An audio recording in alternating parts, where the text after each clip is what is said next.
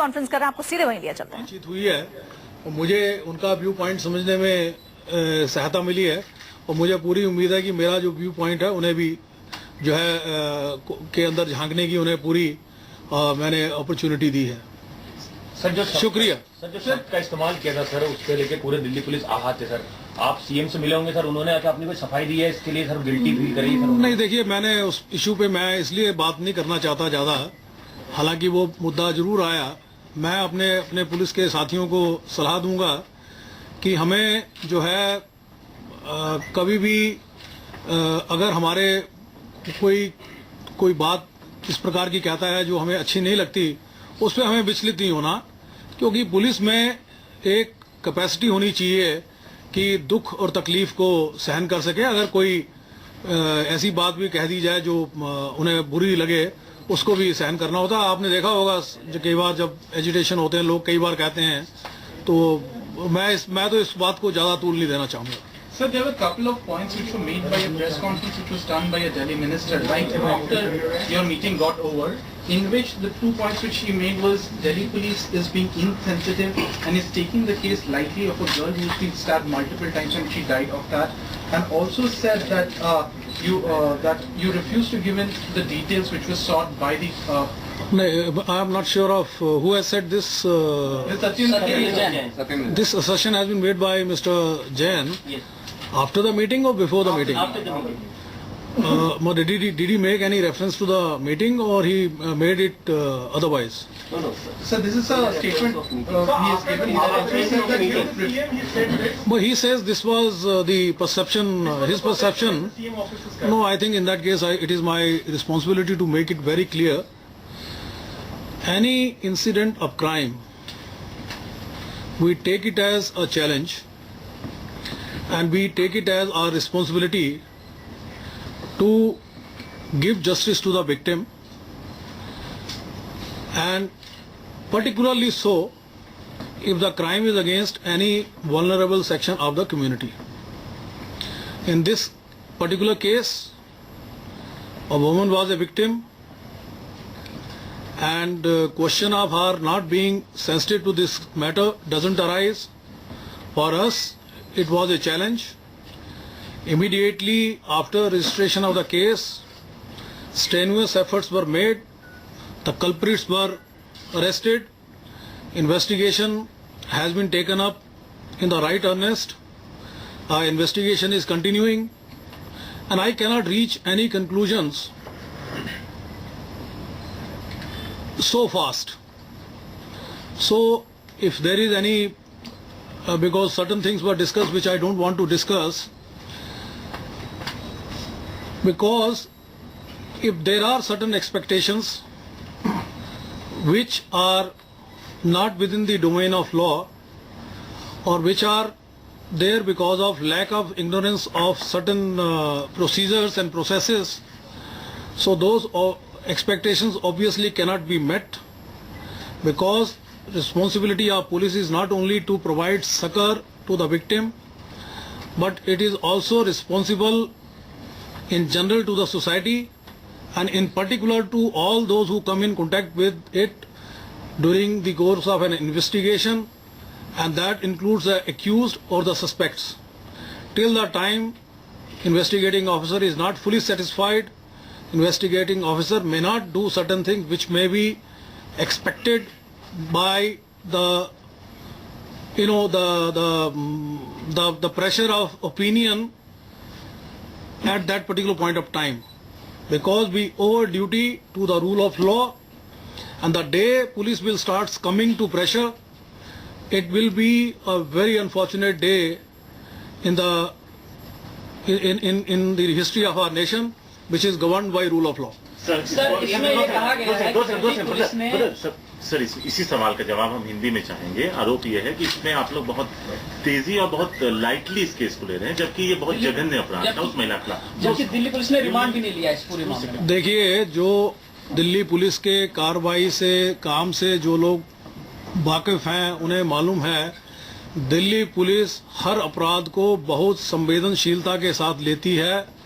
हमारा प्रयास ये है कि कोई भी अपराध अनरजिस्टर्ड ना जाए, खास तौर पे जो अपराध वल्नरेबल सेक्शंस के खिलाफ होते हैं, एंड दिस पर्टिकुलर केस एक महिला के प्रति था, इमीडिएटली इसके अंदर में सशक्त इन्वेस्टिगेशन की गई और एक्यूज पर्सन्स को गिरफ्तार किया गया है।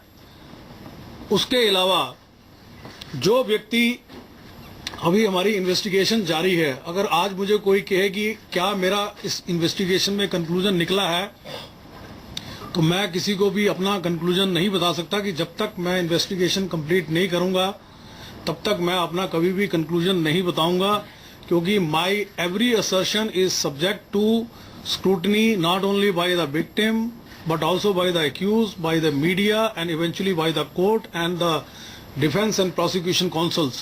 So I cannot afford to be wrong in coming to any, मैं इसलिए किसी भी conclusion को गलत नहीं निकाल सकता।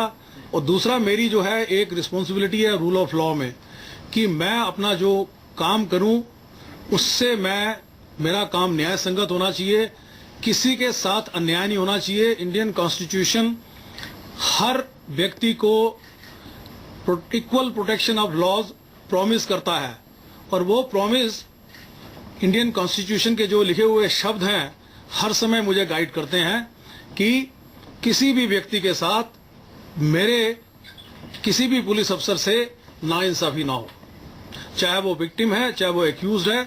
तो इसलिए हमने जो भी काम किया है बिना किसी भय, बिना किसी द्वेष, बिना किसी रोष, बिना किसी, अगर मैं कहूं एक्साइटमेंट के किया है, बहुत सोच समझ के रूल ऑफ लॉ को मद्देनजर रखते हुए किया है। सर, इसमें कहा गया कि आपने रिमांड नहीं मांगी थी, एक्यूज की रिमांड नहीं मांगी थी, और कहीं ना कहीं इस पूरे इश्यू में आपका सॉफ्ट कॉर्नर रहा। ये किसने कहा है आपको? सत्येंद्र जैन ने ये बयान दिया। ये बयान अगर उन्होंने दिया, मैं इसको डिस्कस नहीं करना चाहता था।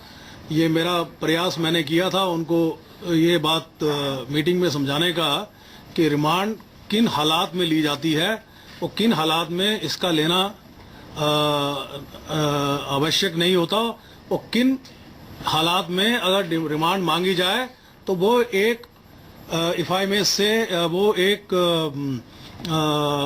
अनुचित जो है एक्सरसाइज ऑफ अथॉरिटी होगी। तो इस केस के अंदर में चूंकि एक्यूज पकड़े गए थे, पकड़े जाने के बाद में जो उनसे हमें रिकवरी करनी थी वो हम रिकवरी कर चुके थे, उनसे जो बातचीत करनी थी हम बातचीत जो है एक्सरसाइज ऑफ अथॉरिटी होगी।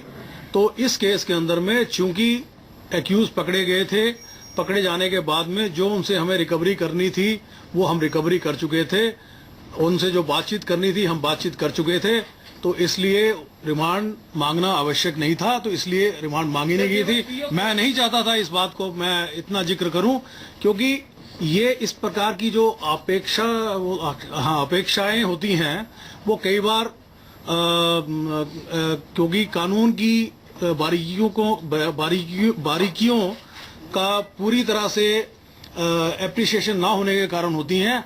और मैं as an instrumentality of rule of law मेरा फर्ज बनता है कि जो मुझे न्याय संगत लगता है मैं उसके हिसाब से कार्रवाई करूं, ना कि अगर मुझे किसी चीज से 4 लोगों से वाहवाही मिलेगी उस हिसाब से काम करूं।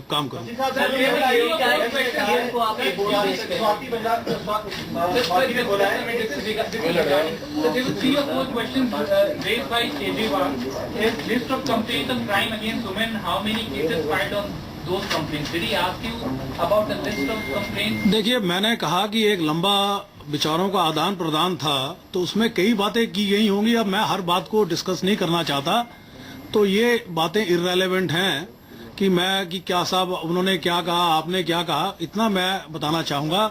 बहुत ही कॉर्डियल एनवायरनमेंट में बातचीत हुई है, बहुत ही पॉजिटिव एनवायरनमेंट में बातचीत हुई है। मैंने पूरा प्रयास किया है कि मैं पुलिस का एक जो सोसाइटी के अंदर में रोल है उसके बारे में अपना पक्ष जो है प्रस्तुत कर सकूं।